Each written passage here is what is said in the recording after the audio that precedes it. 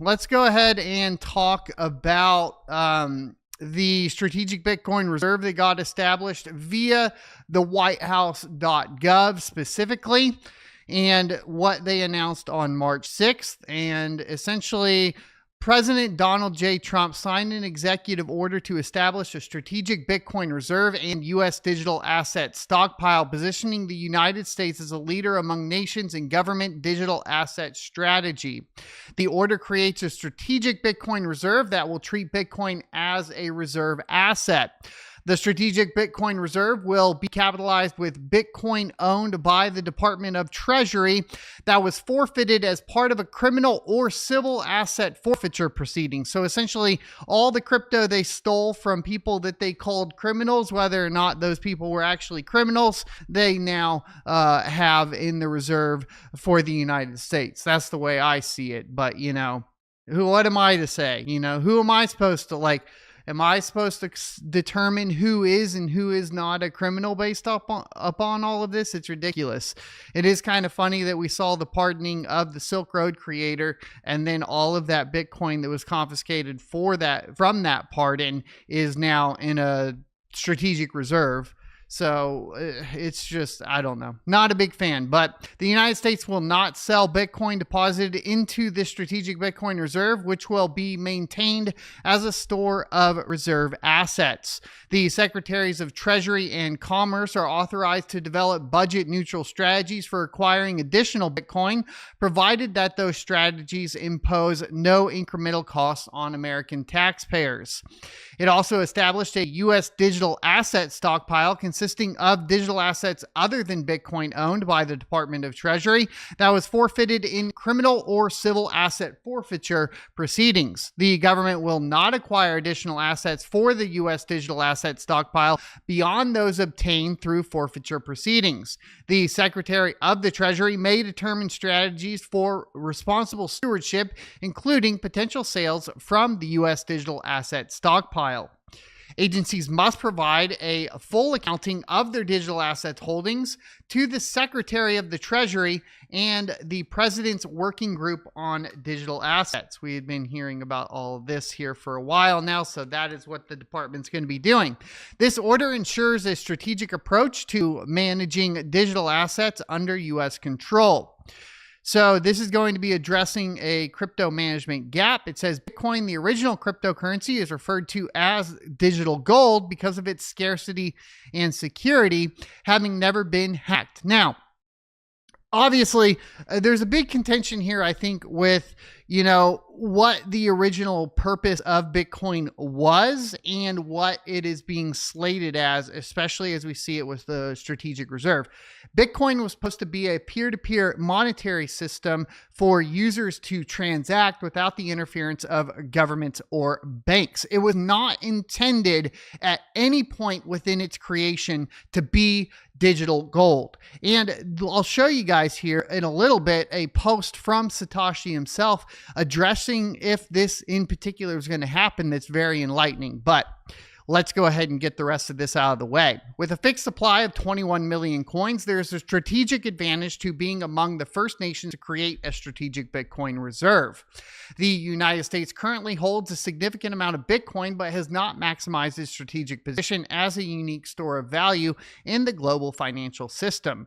Premature sales of Bitcoin have already cost U.S. taxpayers over $17 billion US. Now, of course, this was targeted at when Trump was talking about it towards the Biden administration and the sell-off of the Bitcoin.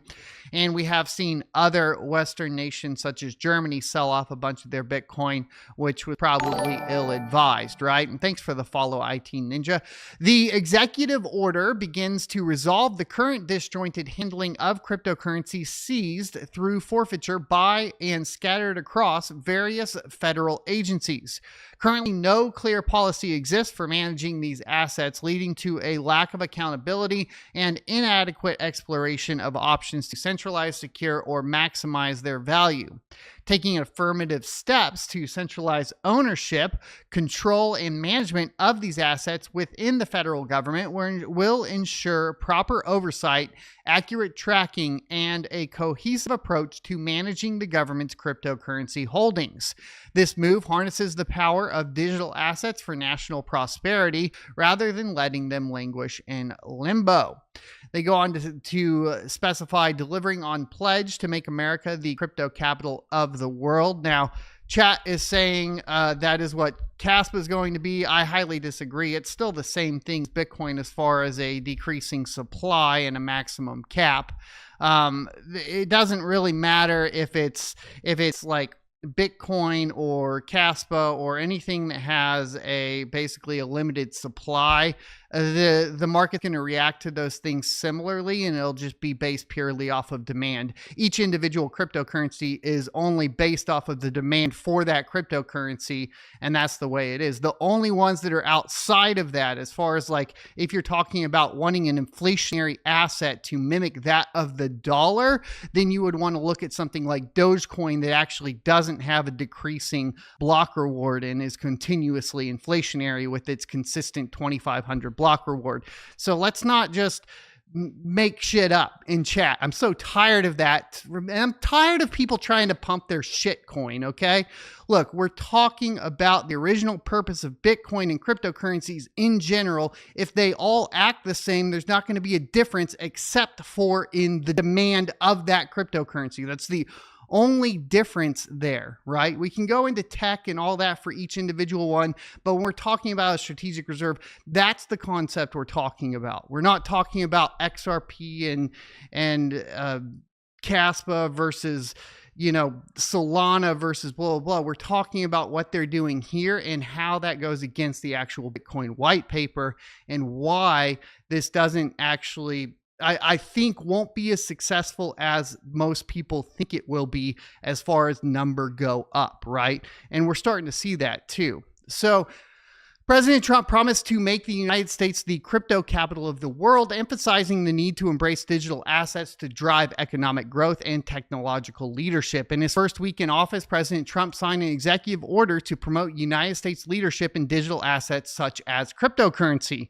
President Trump has consistently advocated for a forward-thinking approach to crypto, stating, quote, "I am very positive and open-minded to cryptocurrency companies and all things related to this new and burgeoning industry. Our country must be the leader in the field." President Trump promised to create a strategic Bitcoin reserve and digital asset stockpile. President Trump appointed a crypto czar and is hosting the first ever crypto summit at the White House. Just a few of the many ways this administration is demonstrating a strong commitment to his digital asset. Now, I hope you enjoyed this clip from the Crypto Mining Show. If you would like to see more from this particular episode, take a look up here. Don't forget to also subscribe to the channel. And if you want to support me directly, you can go to sonofatech.locals.com and become a member. Thanks for watching, and I will see you next Tuesday.